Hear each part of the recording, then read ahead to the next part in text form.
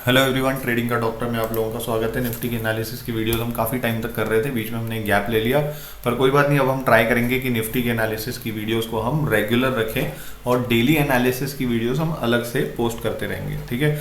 तो आज हम लोग सिर्फ एक ब्रॉड व्यू लेते हैं कि निफ्टी जो है इस मंथ इस वीक कैसा मूव करने वाला है, क्या क्या पॉसिबिलिटीज़ हैं, और हमको निफ्टी को अगर थोड़ा वीकली और मंथली देखना है तो हम उसको किस तरह से ट्रेड करें, ठीक है। तो स्टार्ट करते हैं। अगर हम मंथ के कैंडल्स को देखते हैं तो इन मंथ की कैंडल पे अगर मैं सिंपल जाके मूविंग एवरेज लगाता हूँ तो मैंने 20 और 100 की मूविंग एवरेज लगा रखी है, ठीक है। तो अगर मैंने मूविंग एवरेज के एनवेलप को लगा दिया है 20 और 100 के, तो ध्यान से देखते हैं कि जब भी ये 100 के पास आता है तो एक मूव अच्छी सी देता ही देता है, ठीक है। तो पर अभी हम किस पे हैं? अभी हम मंथ के मूविंग एवरेज पे हैं 20 के। तो अभी ये किस में फंसा हुआ है? ये 20 के एनवेलप में फंसा हुआ है, ठीक है। तो यहाँ पर क्या पॉसिबिलिटीज़ हो सकती हैं? क्या ये यहाँ से ऊपर मूव करेगा, क्या यहाँ से नीचे जाएगा, या क्या हो सकता है? तो नीचे वाली मूव तो इसने जो देनी थी वो इसने, मुझे लगता है कि जब तक ये इसको मूव नहीं करेगा, ये 15,100 को नहीं तोड़ के नीचे जाता है, तब तक और बियरिश नहीं हो पाएगा। प्रोबेबल जो रहेगा मेरे लिए वो यही रहेगा कि जब तक इसके हाई को नहीं तोड़ता है तब तक इसके ऊपर का मूव भी नहीं कर सकते हैं, और जब तक इस कैंडल के लो को ब्रेक नहीं करता है तब तक हम इसके नीचे भी ट्रेड नहीं कर सकते हैं। अब सबको ये लगेगा यार ये कोई बात हुई, कि ये तो बहुत बड़ी रेंज होगी, 15,100 से लेके 16,700, मतलब तो इतनी बड़ी रेंज होगी कि ठीक है पूरा मंथ इसमें ट्रेड कर ही लेगा, इसमें कौन सा बड़ा एनालिसिस मैंने करके दे दिया है, तो ठीक है।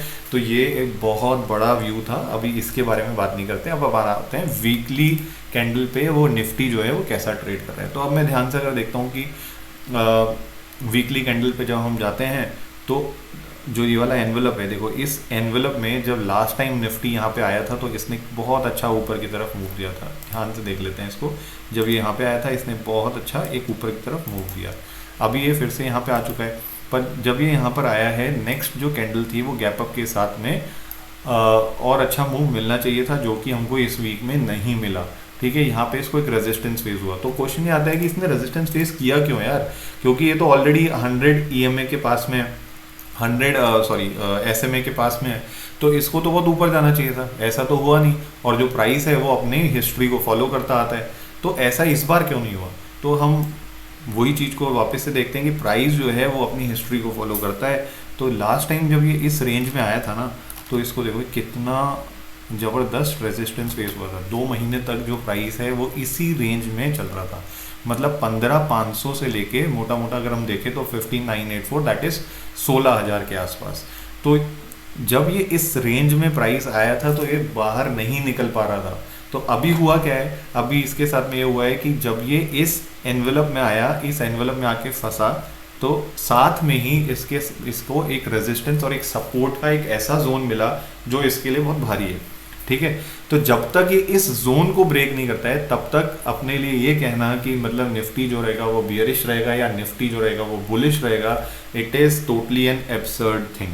तो मुझे सिर्फ इतना आप लोगों को बताना है, अगर आप इस मंथ या इस वीक ट्रेड करने का प्लान कर रहे हो निफ्टी में, तो ये एक रेंज जब तक आपकी ब्रेक नहीं होती है तब तक आपको साइडवेज मूवमेंट के लिए ही ट्रेड करना पड़ेगा। तो बेटर यही रहेगा कि अगर मैं ऑप्शन सेलिंग करता हूँ तो मैं अगर एक व्यू में जो हमने व्यू बनाया ना, एक यहाँ पे जो हमने व्यू बनाया, इसमें हमने एक रेंज निकाली 15,984 से लेके, मतलब दैट इज 16,000 से लेके मोटा मोटा 15,500 तक की। तो मैं ऑप्शन डेटा को देख के चेक करता हूँ कि क्या वहां पर भी ये सपोर्ट और रेजिस्टेंस बन रहा है क्या मेरा इस मंथ के लिए। तो देखो कितना कोइंसिडेंस है, जब मैं निफ्टी के मंथली पे जाके ओआई देखता हूँ चेंज क्या है, तो जुलाई एक्सपायरी में जो चेंज आ रहा है वो मैक्सिमम जो पुट राइटर्स हैं, पुट राइटर्स जो हैं वो किस पे आ गए हैं, वो सॉरी मैक्सिमम जो कॉल राइटर्स हैं वो कहाँ पे आ गए हैं?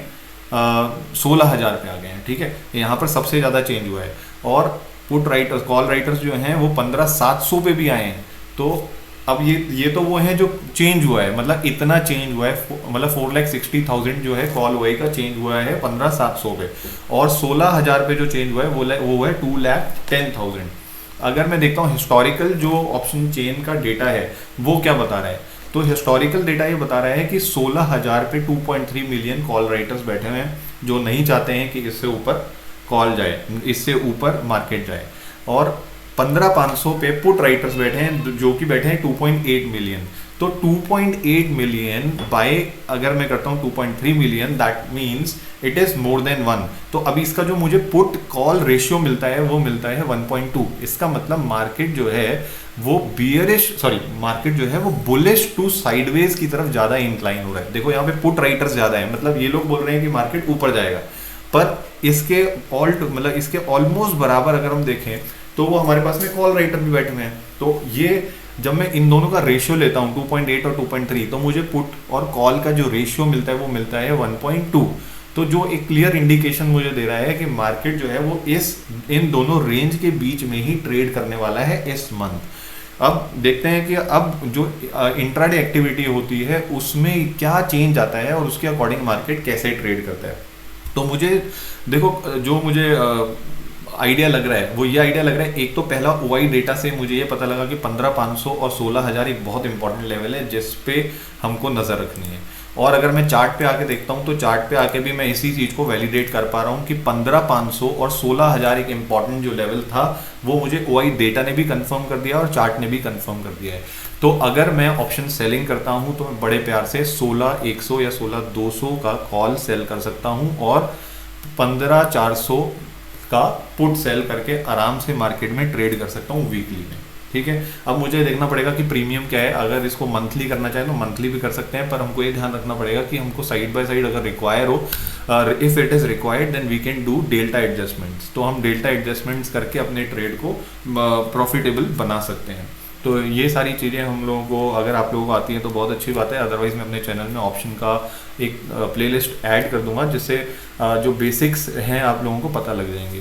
तो मुझे लगता है मोटा मोटा आप लोगों को आइडिया लग गया होगा कि हम लोग कहाँ ट्रेड करने वाले हैं, और कल अगर गैप अप भी होता है तो मेरे लिए जो इंपॉर्टेंट लेवल रहेगा ऑफ रेजिस्टेंस इज 1594। अब अच्छा, एक और इम्पॉर्टेंट लेवल है जो मैंने आप लोगों को नहीं बताया है।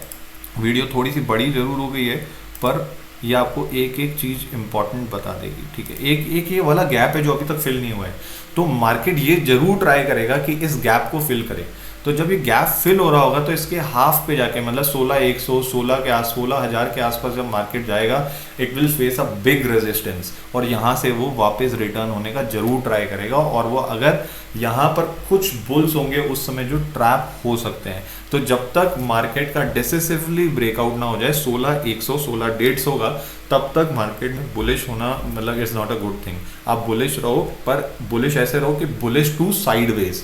ठीक है, so my view on market for this week will be bullish to sideways, and sideways पे ज़्यादा जोर रहेगा। तो अब इसके अकॉर्डिंग आप अपने ट्रेड प्लान कर सकते हो। हैप्पी ट्रेडिंग, मिलते हैं नेक्स्ट वीडियो में।